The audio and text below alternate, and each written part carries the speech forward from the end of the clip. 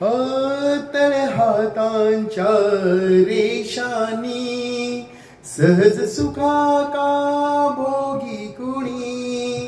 तळ हातांच्या रेषानी सहज सुखा का भोगी कुणी. स्वयंप्रकाशी तू तारा चैतन्याचा गाभारा. भर पंखातून स्वप्न उद्याचे, भर पंखातून स्वप्न उद्याचे. झेप घे रे पाखरा, उजळून घे साधका मन मंदिरा.